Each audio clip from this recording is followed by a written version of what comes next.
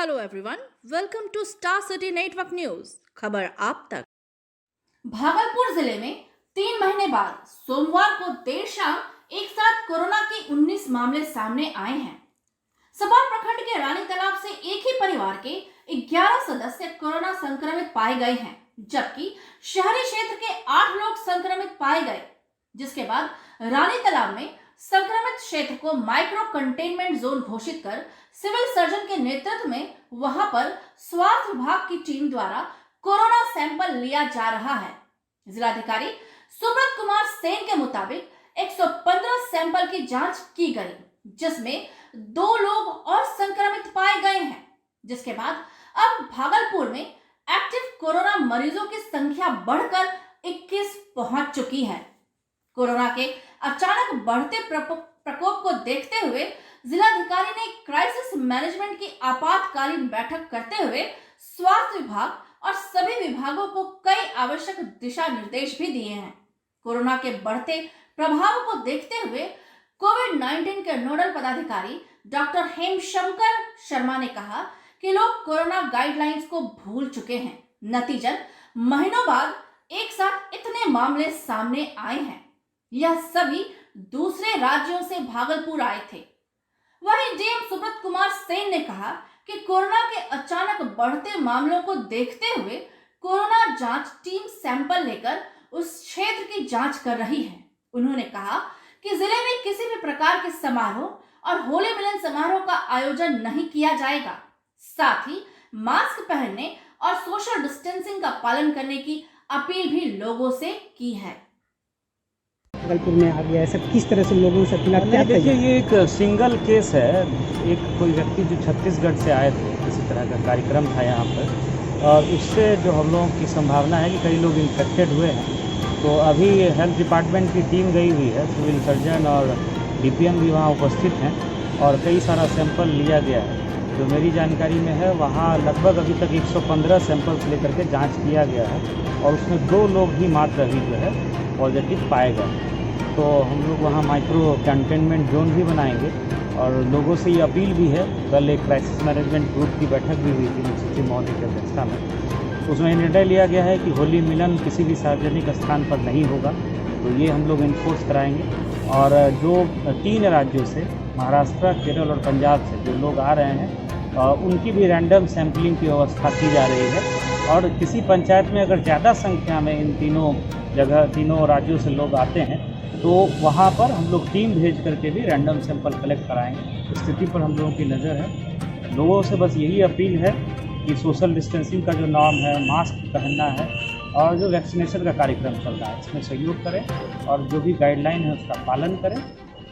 और होली मिलन या इस तरह का जो बड़ा कार्यक्रम जिसमें काफ़ी भीड़ भाड़ रहती है उसको निश्चित रूप से अवॉइड करें। सर, जांच को लेकर भी जैसे कि सार्वजनिक स्थल पर जैसे बस स्टैंड या रेलवे स्टेशन ऐसा नहीं, ये हम लोगों ने शुरू किया है। रेलवे स्टेशन पर कल से हम लोगों ने शुरू किया है और उसमें हम लोग इन 3 राज्यों से अगर ट्रेन ओरिजिनेट होकर के आ रही है तो उन लोगों को हम लोग कुछ रैंडम सैंपल ले करके जाँच कर रहे हैं और उस पर हम लोग सिचुएशन पर ठीक रह रहे हैं। Thank you. मित्रों, मुझे लगता है कि अभी की सिचुएशन ऐसी है कि हम लोगों को दूसरे आंधी के लिए, कोरोना की आंधी के लिए तैयार हो जाना चाहिए, क्योंकि आंधी का पहला चरण दिखाई पड़ने लगा है। और इस चरण के तहत जो हम लोग बहुत ही शांति से बैठे हुए थे इतने दिनों से कि कभी एक केस मिल रहे हैं या कभी केस कई दिनों तक नहीं मिल रहे हैं, कोई पॉजिटिव केस नहीं मिल रहा है, वो बातें अब लगता है कि बीती हो गई और अब पुनः कोविड के केसेस हमारे आने लगे हैं, जो बहुत ही ये गंभीर संकेत दे रहे हैं। गंभीर संकेत ये हमें प्राप्त हो रहे हैं कि कोविड पुनः अपना पांव पसार रहा है और ये सबके लिए एक लाल सिग्नल या रेड सिग्नल है। आपने देखा कल एक ही परिवार में 11 केस मिल गए और कुल भागलपुर में 19 केस आ गए, और जबकि पिछले विगत कई सप्ताह से एक भी केस नहीं मिल रहे थे या एक आध केस मिल रहे थे।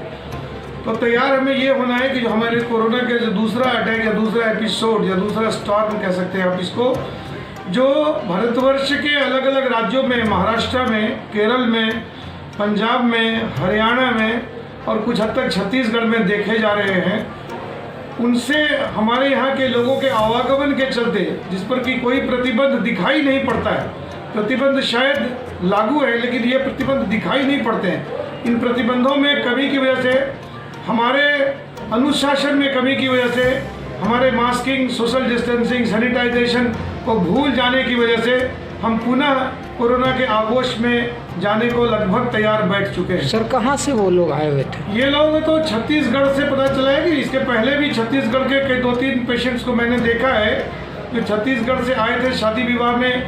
भागलपुर के लोग भी छत्तीसगढ़ गए थे और वहाँ से लेकर आए थे। व्यापारी वर्ग के 2 पेशेंट थे जो मैंने देखा था 7-8 दिन पहले।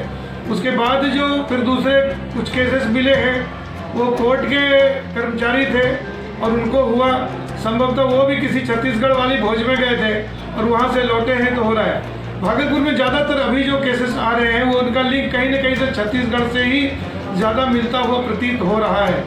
ऐसे हम लोग जो कहते हैं कि आपको टेस्टिंग करिए, ट्रैकिंग करिए और उनकी ट्रीटमेंट करिए, टीटीटी की जो व्यवस्था हमारे बिहार सरकार में की गई है, जो बहुत ही मजबूती से की जा रही थी, वो पुनः प्रतिस्थापित होने जा रही है।